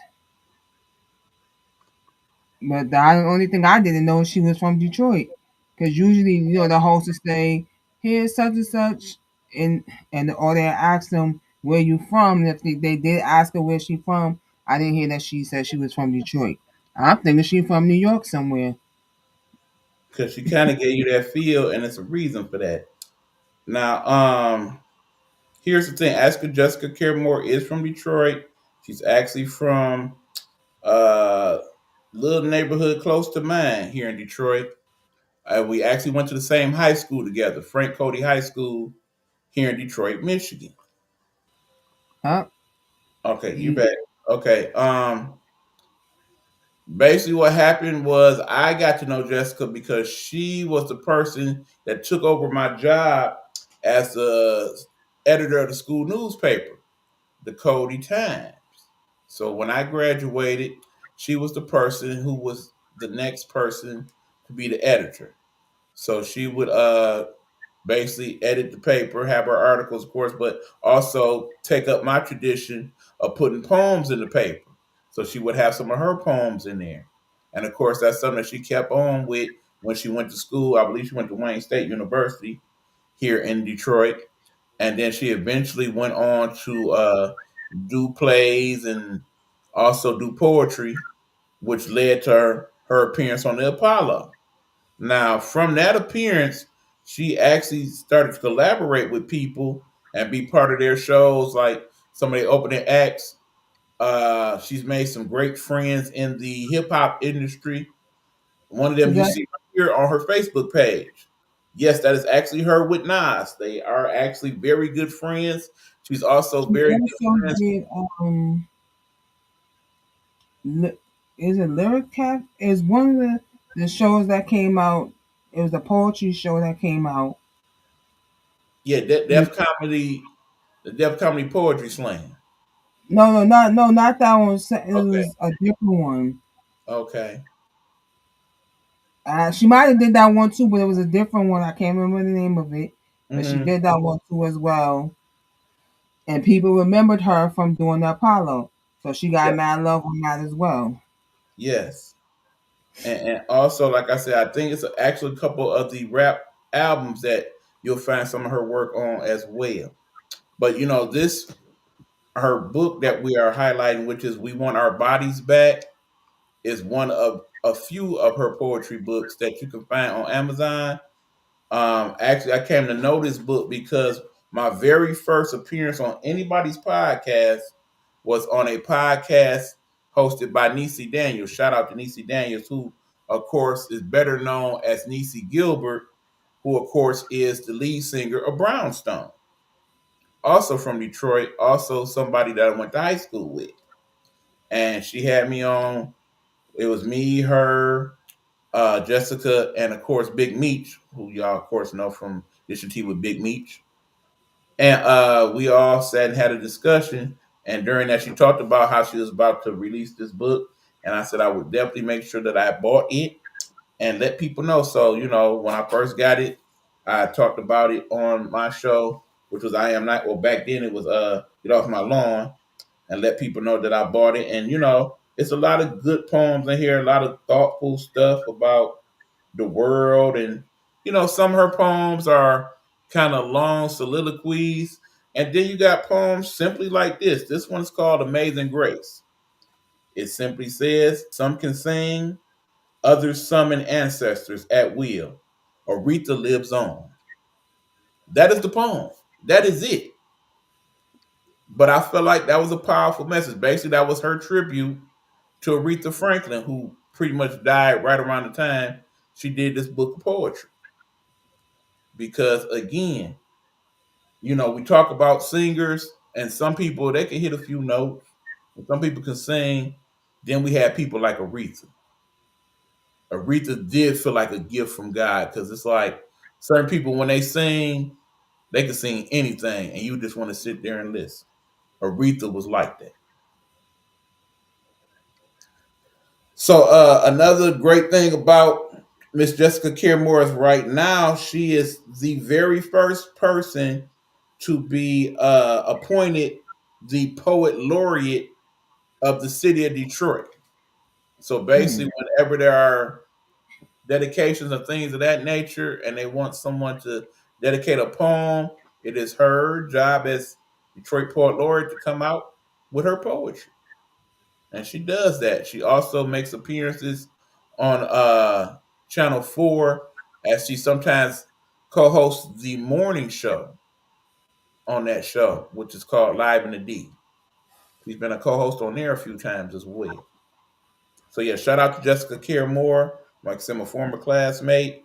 We are book. Please get this book. If you love poetry, you will definitely love this particular book. We Want Our Bodies Back.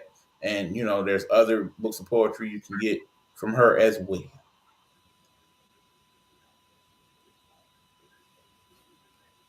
That is great. I'm glad she stuck with it because most people, they win the Apollo, and that's that. And you don't never hear from them again. Exactly. Nope. She went on to do a lot of things. Like I said, another good friend of hers, amazingly enough, David Chappelle. If you go to her Facebook or Instagram page, you'll see she has several pictures where her and Dave just hanging out. So yeah, she hangs out with Dave down there in Ohio where he lives at, and every now and then Dave comes here to hang out with us. That's great. So the book is We Want Our Bodies Back. Her name is Jessica Campbell. Make sure you go copy, get a copy of that if you're into poetry and support. Absolutely.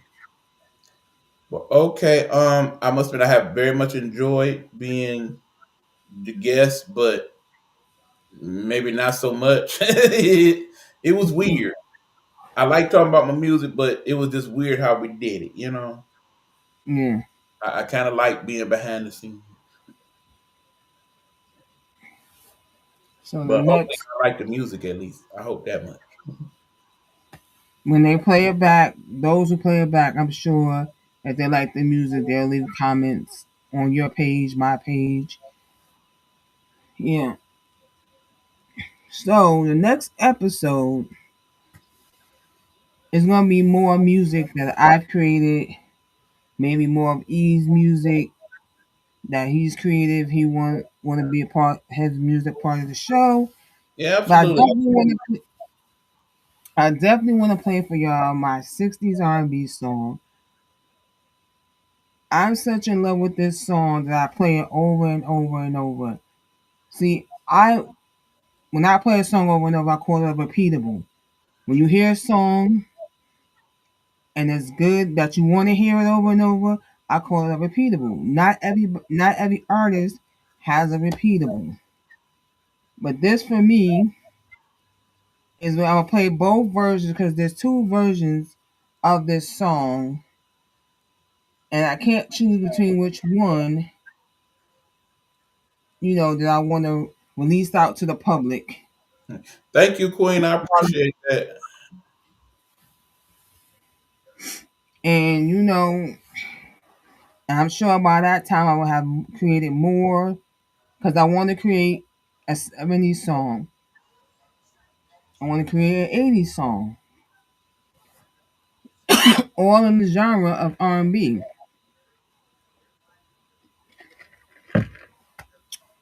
So that's what I'm going to work on next. Is getting my '70s song, my '80s song. I already did a '90s R&B, so I'm not going to do another one.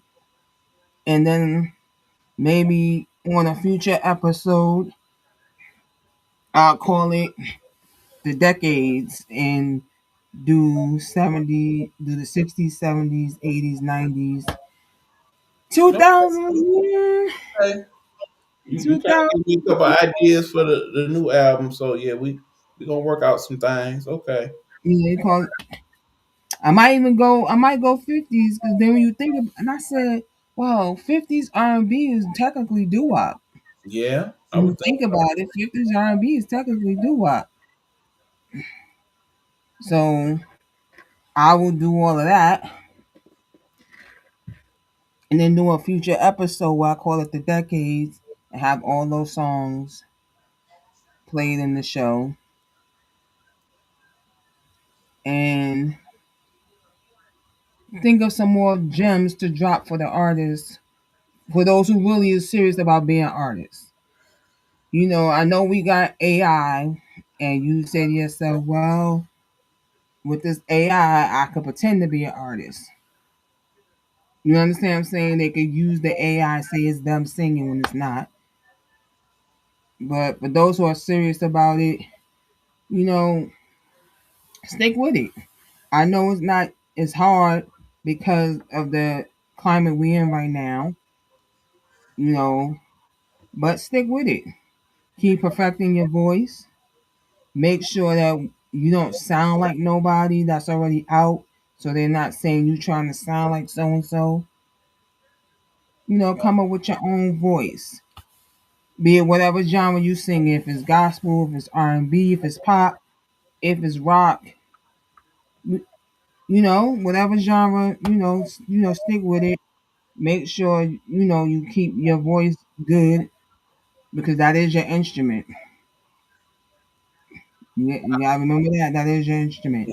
I myself say if you're not good at the songwriting part of it, have the AI create the song. But if you feel like you're a better vocalist, at that point you got a song as a guide. Take the song, and rework it and record it as your own.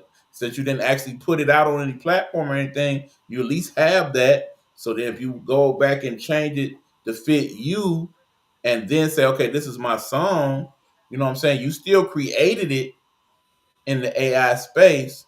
You may not have written the actual words, but it was your prompts and things that created the song. If you're singing the song, then you basically have the right to that part of the song. Yeah. And for my indie artists, the reason why I always tell you to stay independent is because once you give the labels the right to your music, you no longer own it. And you don't your music reverts back to you after 35 years. So just think about that. Just think about that. You gotta wait 35 years to get the music you created back for it to be fully owned by you. I know a lot of y'all want to be signed to labels because the labels are the ones shelling out the money to do their projects, and you don't have money like that to do a project, and you don't have money like that to go to the studio all the time to pay for a producer. And I say, look for an up and coming producer. Look in your area or an area close to you for up and coming producer because he will help you out. He or she will help you out as well as you helping them out, right? Because they may have songs already written that they produced and they need a singer. You got good vocals, you could sing it for them. Because what a lot of producers are doing are making reference demos. And basically, they have somebody sing the song the way they want it to go so they could shop it to labels and labels will buy the song off of them and give it to one of their artists to do the song. And sometimes when doing the reference demo, the label likes the person singing on the reference demo. Perfect example of that is what happened in the case of Kanye West when he did the song Marvin Gaye, a little. He basically went to Jamie Foxx saying, I got this song. I kind of want you to try, do it like this, and basically made a demo. And at the time, Jamie was like, man, that song ain't going nowhere. It's going to be whack. But sure enough, he took it to the record company and they liked it and basically just wanted Jamie to sing the vocals and keep him on there. Next thing you know, it's the number one smash. Yeah, it's a hit with him, Jamie Foxx, and Twister. Mm-hmm. And same thing with Little Mo. Little Mo said that she started out doing reference demos. And Missy heard one of her reference demos, and that's how she got the opportunity to be in the forefront as an artist. Mm-hmm. Another story example, there was a song that they basically made for the soundtrack of Boomerang. Y'all know that song to be Love Should Have Brought You Home Last Night. And they Hmm. originally made that song for Anita Baker. But Anita said that she didn't want to do the song at the time because she was pregnant and had other stuff going on. And she suggested that the person that did the demo track, you should have that person record the song. Who was that person, Rose? Tony Braxton. Absolutely. And the rest is history. Yep. So, just stick with it. If you are a songwriter, and I say this for my songwriters too, the AI app is helpful for you as a songwriter because now you get to hear how your lyrics sound in music. If you write in a specific genre, let's say you write Latin, you can put it in and see how it sounds as a Latin song. Like I'm a songwriter. I don't brag it to the world. I don't tell it to the world I'm a songwriter. But the songs I've written in Latin, I've written in English first and then translated to Latin because I'm not that versed in writing in Spanish. But you can do the same thing. You got a song idea, you got lyrics coming out, you write them down in English, translate it into Spanish, put it in the AI app. You tell them this is a salsa song, or this is merengue, or this is reggaeton, and they will create that with your lyrics. And And there you can use that as a songwriter as a reference demo for yourself to say, I wrote the lyrics. No, I did not create the music, but I wrote the lyrics. And if they like your lyrics, someone, another artist, a Latin artist might hear and say, I want to record that. And then you say, okay. They give you songwriter credits. And if they can find a producer to reproduce that beat, that producer gets credit as well as a producer on the track. Or if they want to leave it as is, but keep the music, but take the AI voice out and put their artist voice in, they can do that because if you're using these AI apps and you're paying for them, you own the music because it's your words, you own it, and you can sell it to the artist and say, I wouldn't sell it to a label. I wouldn't sell it to the label because, like I said, 35 years until you get your stuff back.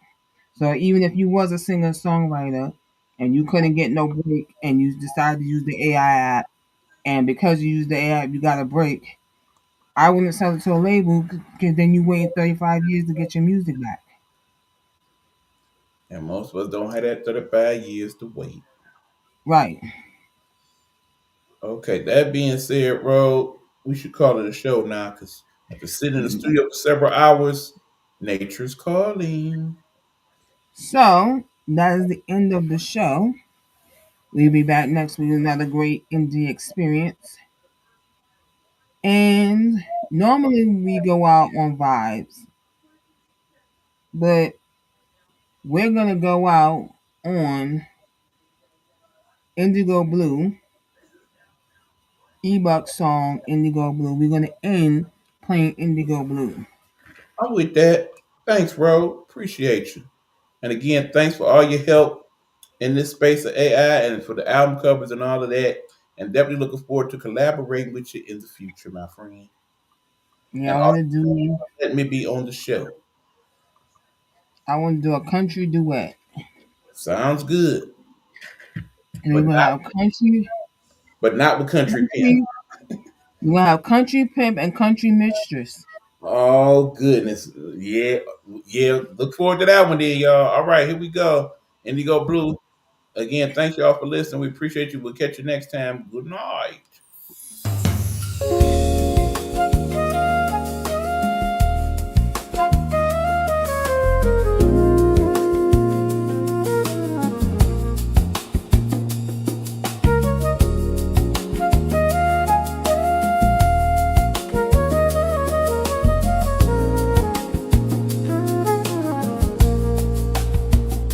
The city sleeps in velvet shades. The streetlights hum their soft parades. A hush descends on brick and stone, a feeling I've never known. The window pane, a silver square, has caught a sapphire in the air. Oh, this blue moonlight serenade, a perfect memory being made, painting shadows cool and deep for us to find, for us to keep underneath this indigo night. Everything just feels so right. Your silhouette against the glass, a fleeting moment meant to last. You trace a pattern on the frost, a world away, and we are lost. No need for words, no need to speak. The answer's what our spirits seek. Oh, this blue moonlight serenade, a perfect memory being made, painting shadows cool and deep for keep underneath this indigo night. Everything just feels